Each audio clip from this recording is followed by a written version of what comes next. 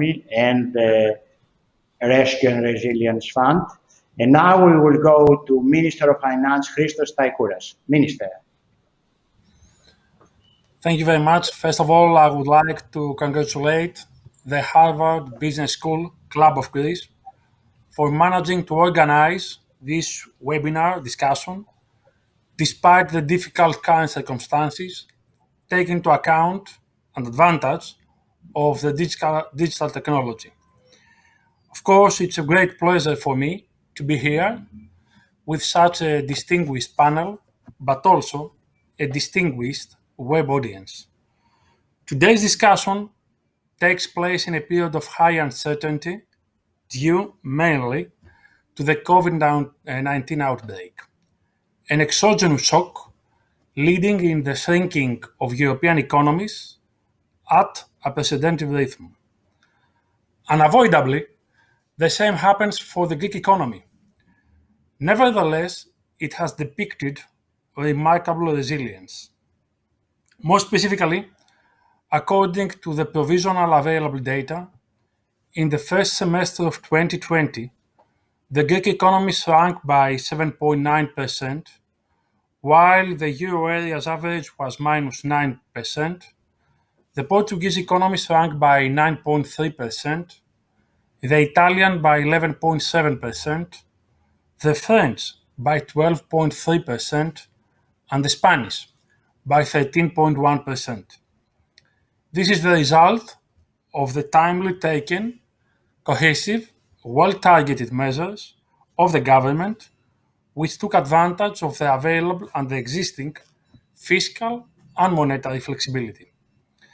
This was recognized in June in the statement of the Eurogroup, which, on quote, commended the Greek authorities for the quick and decisive policy response, both in containing the outbreak of the virus and in taking the necessary economic and fiscal support measures.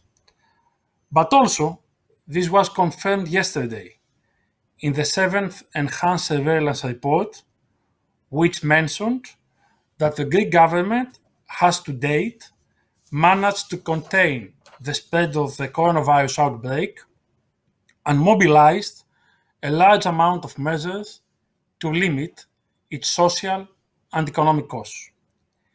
Indeed, we implement fiscal and non-fiscal liquidity measures of a total value of around 24 billion euros, around 13% of GDP, in order to protect human life and public health and to support households and enterprises. These measures, among others, include a significant reduction or even zeroing of the corporate tax advance for enterprises, depending on their turnover decrease, one-off VAT reduction on specific sectors like transports, coffees, beverages, tourism package, etc., deferrals, special allowances for employees and self-employed, take into account seasonal workers, short-term employment schemes based on the SURE program, business financing in the form of a refundable advance payment or through state guarantees, extension of the regular unemployment benefits, and targeted measures for sectors more severely affected by the crisis, as Daniel mentioned before, such as tourism, air and maritime transport.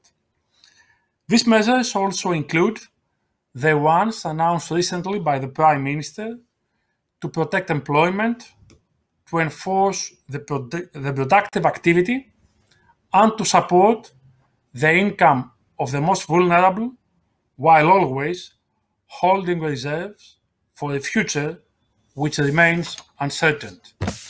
Among others, a reduction of social security contributions by 3 percentage points for the private sector employees for 2021, aiming to reduce unit labor cost, sustain and increase employment, and provide incentives for new hirings, and of course, the abolishment of solidarity tax for salaried private sector employees, self-employed, farmers, or rentiers for 2021.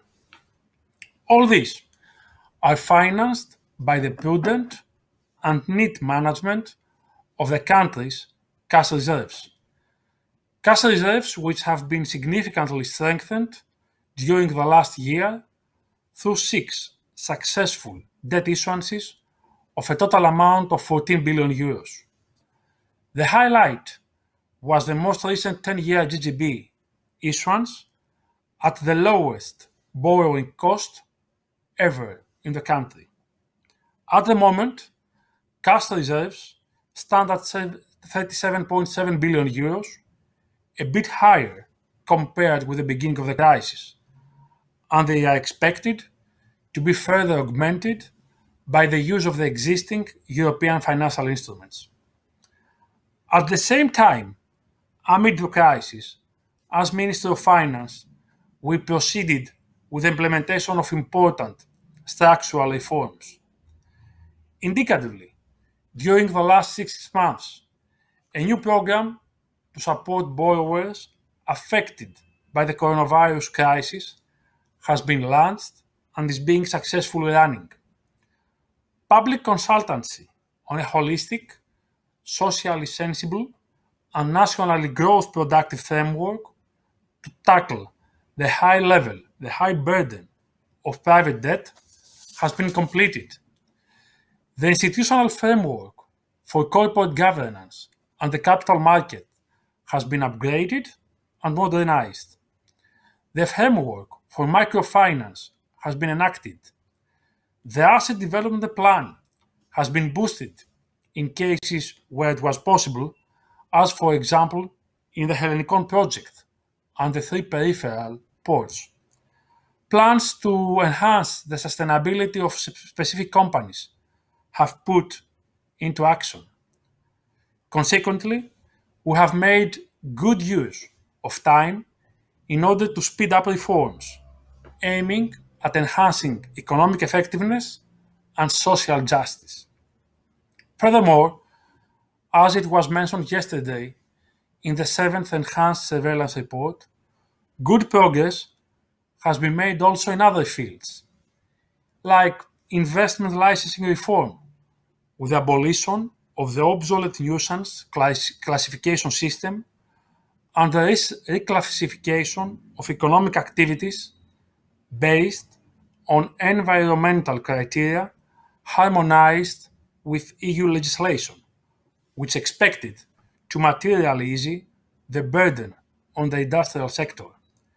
Energy policy, with the continued decommissioning of lignite plants and progress on the target model. On public administration, and finally, the government has also made good progress on other reforms, which are expected to have a significant impact on the business environment and investment sentiment. This includes an ambitious reform of vocational education and advances on digital governance. Nevertheless, I will repeat publicly that we do not turn a blind eye, nor are we celebrating.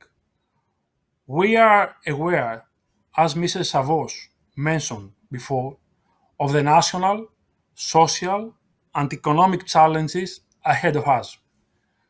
We are in a geopolitically sensitive and interesting area of the planet.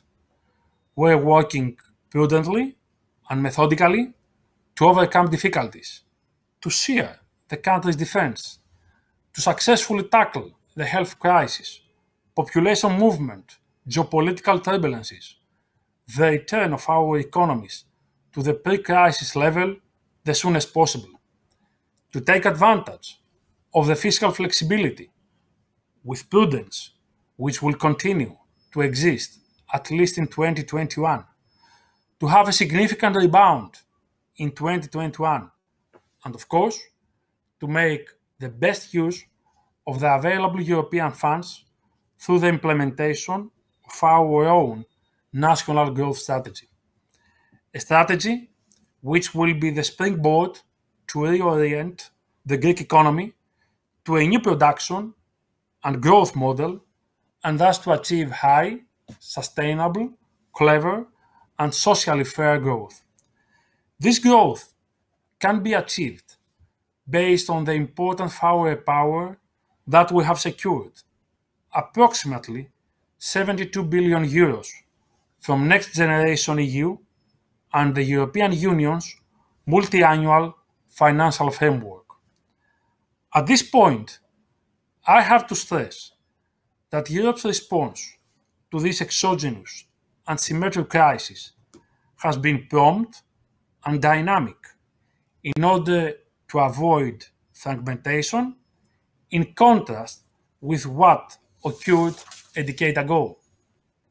Important decisions were taken, and both fiscal and liquidity boosting measures were activated. Just to pick up some of them, fiscal rules, targets, and requirements were lifted.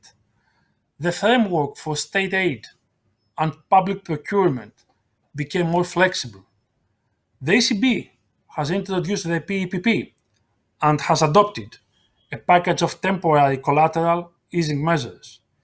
Europe activated a safety net for states, employees, and businesses through the ESM pandemic crisis support, through the SURE program to subsidize employment, and through the pan-European EIB Guarantee Fund to strengthen business liquidity. And most of all, the Recovery and Resilience Facility was added to our armory, the new orthodoxy in most European Union countries, as was mentioned before. Greece is expected to receive through RRF about 19 billion euros in grants, while it can receive an additional 12.7 billion euros in loans.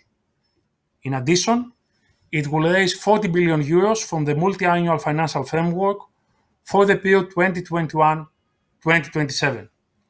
This poses a unique opportunity for Greece to boost economic activity over the period through both investments and reforms that will have a prolonged and sustainable impact on the country's long-term economic outlook.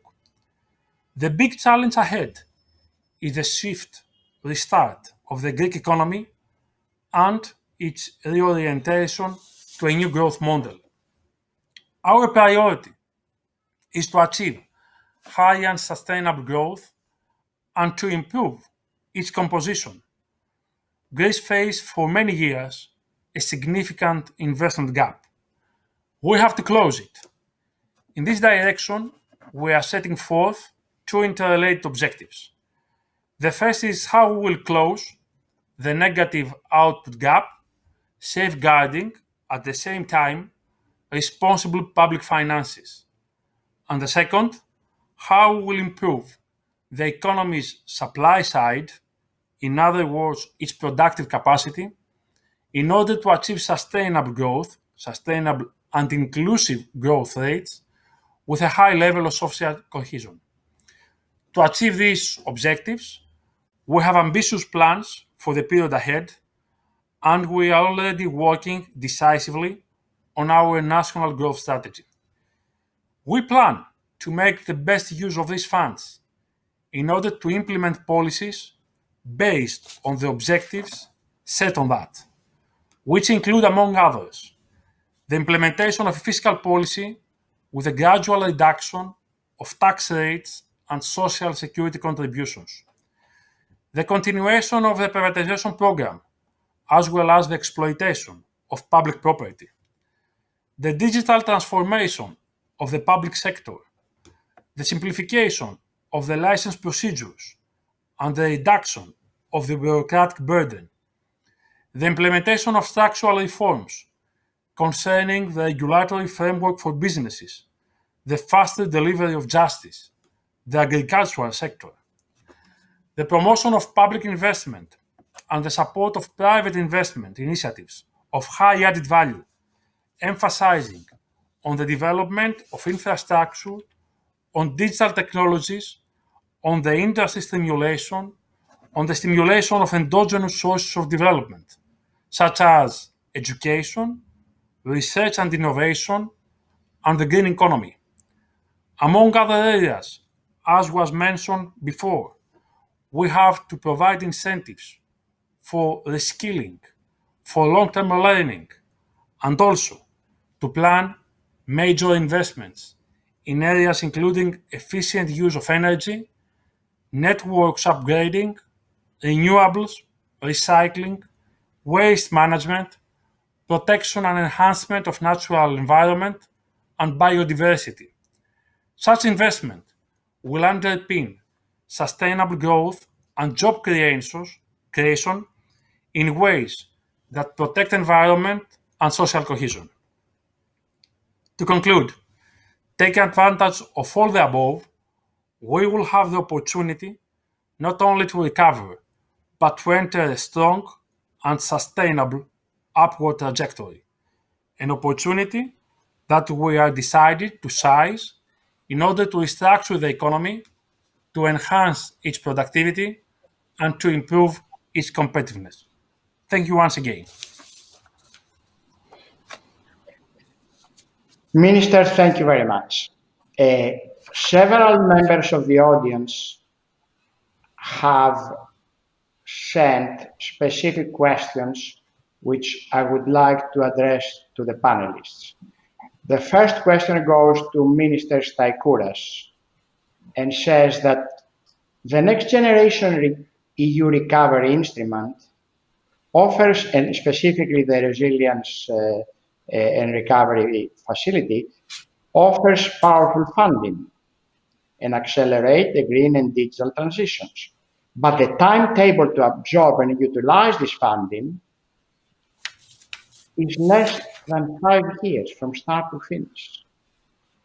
Could you tell us your thinking as to the specific mechanism that you as a minister and the government you will utilize to examine, select and allocate the funding to the specific projects so that the investments are carried out and executed effectively within the allocated time frame?